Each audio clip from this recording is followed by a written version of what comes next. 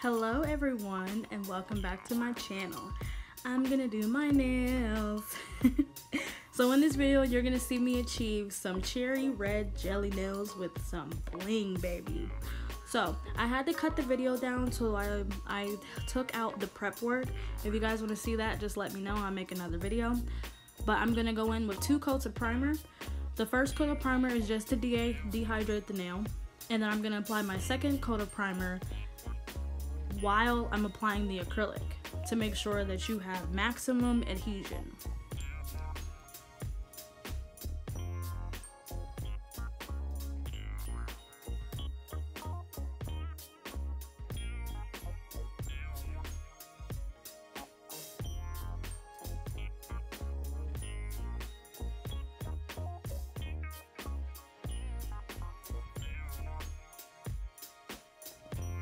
So my first bead is going to go on top of the free edge.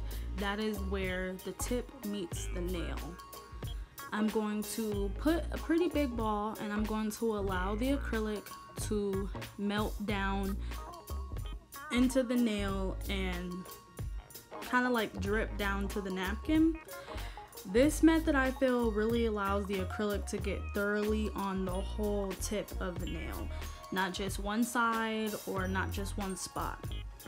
Now remember, your thickness and your support should be on the free edge. You never want the nail to just snap on the tip, because what'll happen is if it snaps on the tip, it could potentially rip off some of the nail that's attached to the finger, or you'll have this really bad break. So you want to have your support in the middle.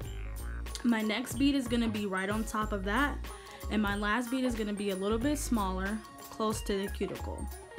Now, remember, you don't want to put the acrylic on top of the cuticle. You want it to look as if it's growing out of the finger. So you want it to melt into the cuticle, but not submerge the cuticle. Also, sometimes the nails can look like they're complete, but as you see from the side view, I had a little spot that was right above the free edge that was a little flat. So I'm just going in with another bead and I'm gonna blend in the reverse technique, which is going backwards first, then pulling the rest down. Always check from side to side, different angles, to make sure that the acrylic is completely covering the nail. If you have to add more, it will not hurt. Just make sure that you have that support on the free edge and that the tip is not too thick, because we're going for that perfect shape.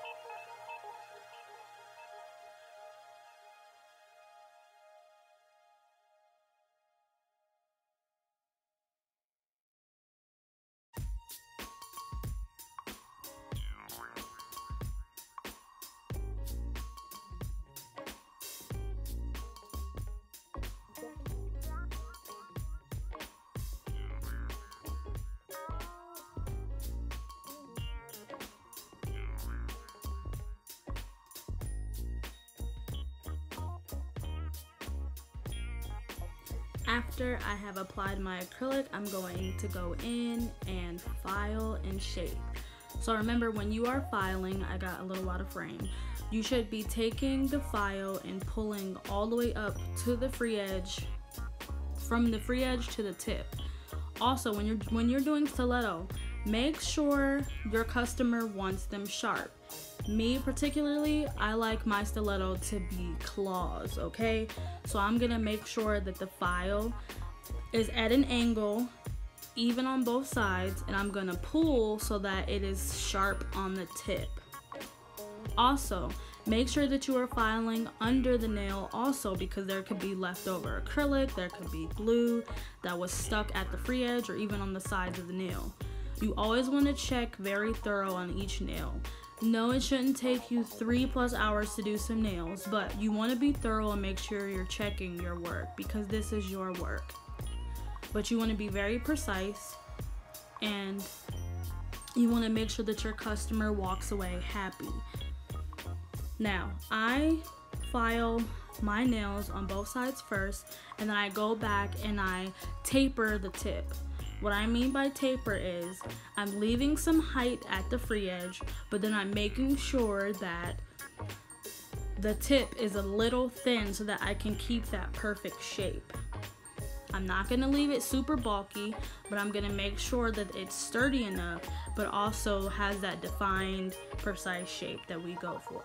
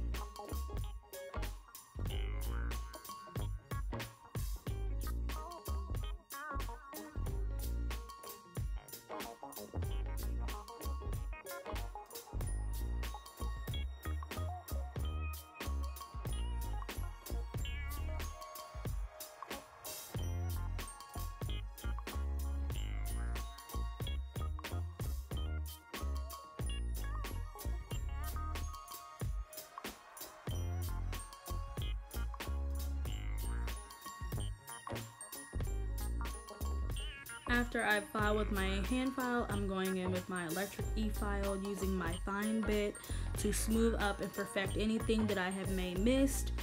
I'm going to start with the tip of the nail, working up to the cuticle.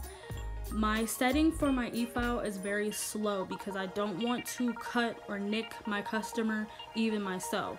But you want to get as close as possible to the cuticle as you can without cutting your customer. Now, I use the e-file a lot, so I'm used to the flathead, but there are e-files that have the safety bit that you can use so that if you do get close to your customer, you can't cut them because the tip of it is rounded. If you are not comfortable yet with an e-file, I would definitely get a safety bit just to be sure. When you're filing, you want to blend, blend, blend, but you do not want to put a pivot in the nail, okay? So when you're going around the cuticle, you want to make a slight gap, but an unnoticeable gap. And you want to make sure that you're getting any dead skin or any acrylic that could have hung on to the nail that you might not have gotten. Also, make sure that you check underneath the nail, because sometimes our hand files can't reach in those tight spots underneath the nail. So I'll take my nail file and I'll debulk, or get any acrylic, my electric e-file, and I'll debulk and take any acrylic from underneath the nail. Sorry, the little finger was my cousin. He was coming in to visit.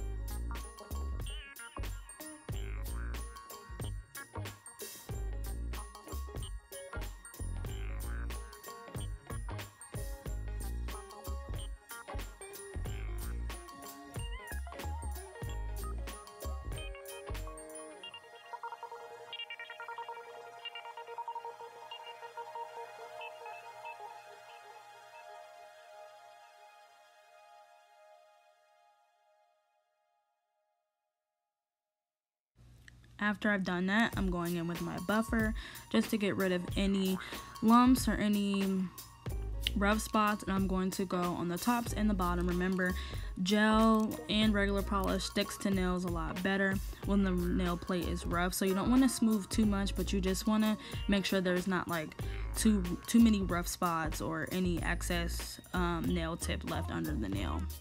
After that, you're going to cleanse with alcohol, and then we're going on with the next step.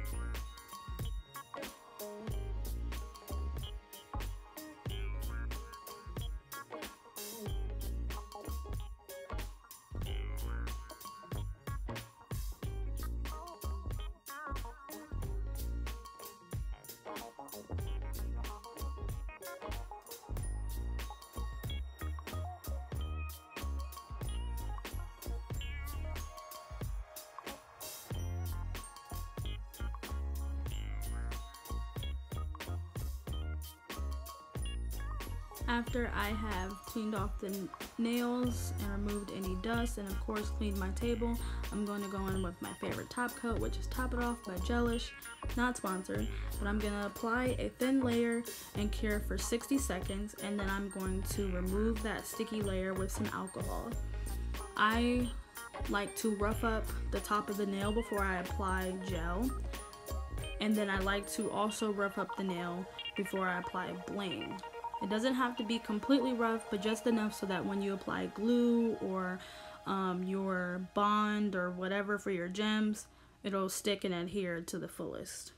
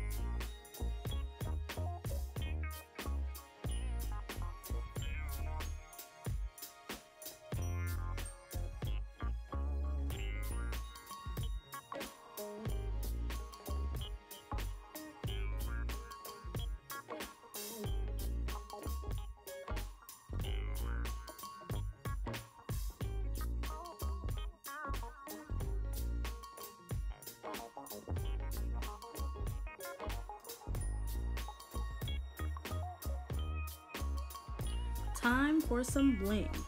Alright, so for my full bling nails, I like to start from the bottom because it allows me to see fully what's going on at the tip of the nail. Sometimes when you start from the top, you run out of gems or anything to use for the bottom of the nail. So I'm just using my little ones first towards the bottom and then the rest for the top. For my bling nails, I like to use all different sizes. Some nail techs like to use one size, but I think it looks better and it looks a lot more neat and even different if you use different sizes. So I didn't really have a special the way that I wanted to put them. I just kind of went with the flow and whatever that I liked. These were also for Valentine's Day, so I kind of just used some hearts, some diamonds. I used red sizes, I used pink, I used AB. The sizes that I used were SS5, SS9, SS10, SS12, and I believe SS16.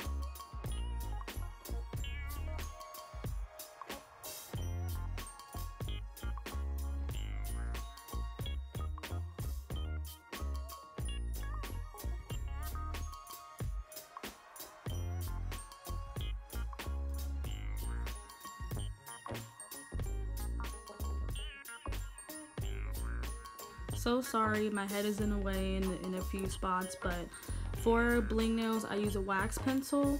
I use my favorite glue, which is Bondini. It's very strong and it dries super fast. So if you use this, you have to know where you are going to put the diamonds. As I repeat, you will have to know where to put the diamonds, because if it was to slide or move around, that is where it's going to stick and you will have to pop it off or file it off and start over. So I use it very sparingly. I only put little drops in case I have to remove something or I don't like it.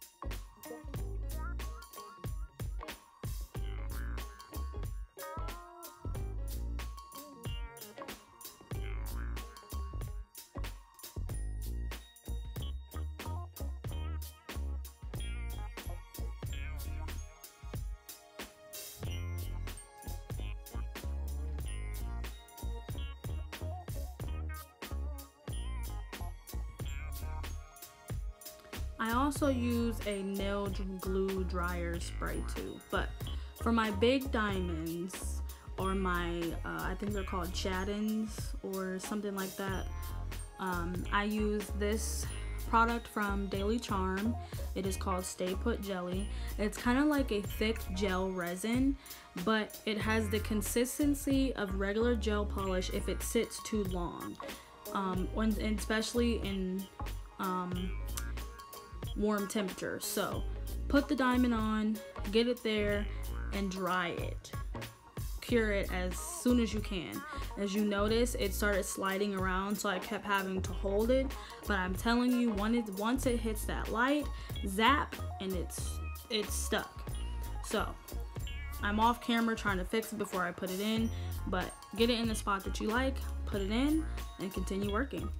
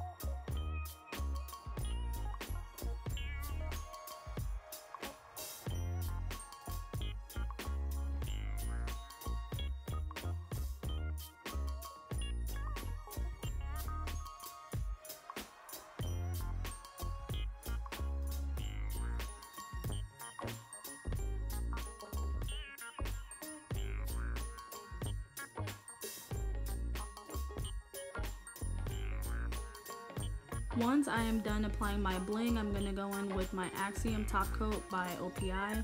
I like to seal my diamonds with this. I normally go around the diamonds. If it's a big space like this, I'll go around the nail and then a little bit in between, but I'm just going to apply it around the diamonds.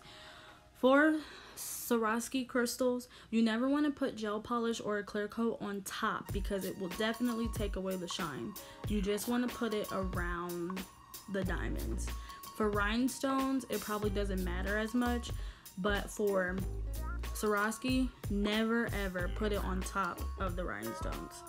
As you see, I'm just taking my dotting tool and I'm going in between some of the little spots where I think it might not be getting.